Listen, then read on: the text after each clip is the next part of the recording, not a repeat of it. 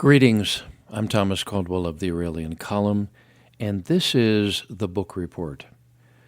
Tibet.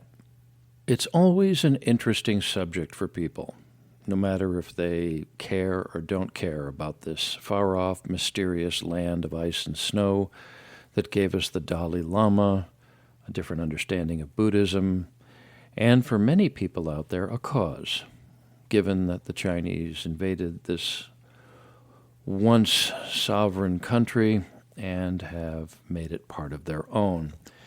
But politics aside, Tibet has always instilled a sense of wonder for people. The Tibetans we see today in the form of the Dalai Lama, people that have Buddhist centers around the world, they're a very different kettle of fish, for want of a better analogy, than what existed more than 100 years ago, when it was an extremely isolated place. Believe it or not, Tibet was not some sort of Shangri-La paradise where everybody was nice to each other. It was actually quite brutal. And if you were from a foreign country and you crossed into Tibet and were caught by the authorities, they would kill you. Sorry to shatter your illusion, but that's the truth. It was a very, very different place.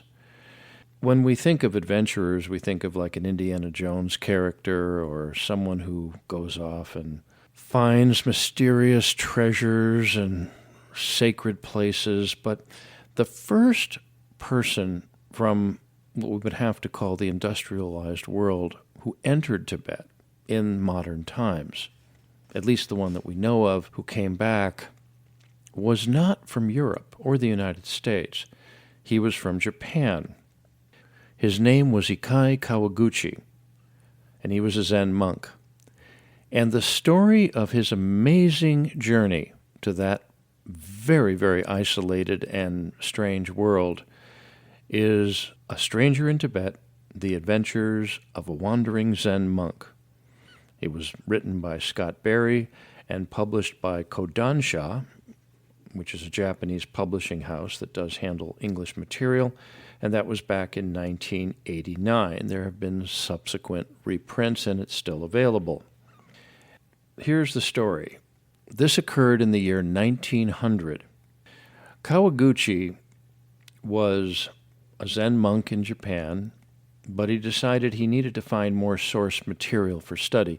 The thing about Buddhism is a lot of material has been lost over the centuries because of wars and upheavals, but Tibet was so isolated that they did have a great deal of very, very rare manuscripts, and he took it upon himself to travel there. He did so in 1900 by way of Nepal. Now, as he went from Japan by steamship all the way to India and up to Nepal, that's a fascinating tale. He learned Tibetan. In fact, he was able to speak and read Tibetan so well, he was able to pass for a native. And that's good for him, because if he had been found out to be a foreigner, he would have been executed almost on the spot. He was able to actually work for the Dalai Lama of the time. It's a real wild story. And you know what? Unlike a lot of the adventure stories that people are getting into today, this is one that actually happened. It's a great tale of adventure and someone who went off to learn spiritual teachings at great personal risk. But it also, I'm sorry to say, shows Tibet for what it was through most of its history, which was not exactly Shangri-La. In fact, it was not Shangri-La at all. Tibetans traditionally have been very violent people, and they have been very, very much mercenaries in that part of the world. In fact, part of the conflict between China and Tibet dates back many centuries. In fact, the Shaolin Monastery in China, the one that's famous for where Kung Fu comes from, was at one time destroyed on orders from the Chinese emperor by Tibetan mercenaries who were hired for the job. So there's a long history. It's not what the Hollywood elite would want you to think, but it's still fascinating to learn this. The book is not so long. There are illustrations in it. And it will put a very, very interesting spin on the way that people view Japanese, because people think of Japanese differently, and this book paints that in a very different light. And it's a great book. If you're going to be studying about Tibet, you've got to study about all of Tibet, including what people saw back in the year 1900. What I found most interesting is how the guy was able to get in and out of the country and how he learned things. It's a real adventure. In fact, in Japan, there's something called the Kawaguchi Society, which is made up of basically a bunch of fans of this guy. Again, the book is A Stranger in Tibet, The Adventures of a Wandering Zen Monk. Author is Scott Berry, published by Kodansha, 1989, subsequent reprints. Now, since we're on the subject of Tibet, there's a book I'm going to address here, which is recommended. All the books I talk about are recommended. And this is one that has been altered and taken over by the New Age movement, but it actually has some very fascinating roots. And this book is called Ancient Secrets of the Fountain of Youth, and it was written by a man named Peter Kelder. The current book form of this is Harmony Books, and it came out in 1989. It's still in print. This book in this form went back to the 1980s, but was initially published in another form back in 1939 and 1946. It's the story of a man named Colonel Bradford. Nobody knows really who he was, or if this was fictionalized. But this is about a very famous set of exercises called the Five Tibetans. And if you just Google that or you put that up on YouTube, you're going to find 100 videos of people demonstrating it, some better than others. These are 5 exercises that are very good for health and vitality and supposed to be able to reverse the aging process, although, to be fair, I've used them on and off for many years, and I haven't noticed that effect. But they are good exercises, and all exercises are good. The reason I recommend this book is because the Five Tibetans have long been in the public domain, and many people have redone this and done books on their take on it. There's hundreds of them, but this is the original. This is the one where they all came from.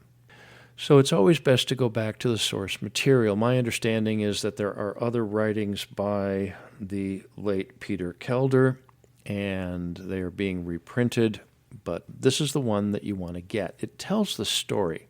It also goes into diet, which is something a lot of these New Age gurus don't talk about, because it's more of a health regimen that is recommended. Much of it does make sense.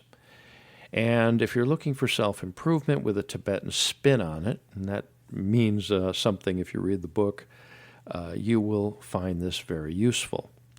Supposedly, this was a series of exercises that were kept secret for a long time, but everything in Tibet was kept secret for a long time, that keeps the monks healthy, which does make sense. Many people don't know, for example, that Shaolin boxing, which is later known as Kung Fu, was put together to keep monks healthy who were just meditating all the time. This book is recommended. You can get it in hardcover for a very small amount of money up on Amazon and elsewhere. Again, the title is Ancient Secrets of the Fountain of Youth by Peter Kelder. And it's published by Harmony Books. I believe that was originally an imprint of Doubleday. And it was published initially in 1989, and there's newer versions.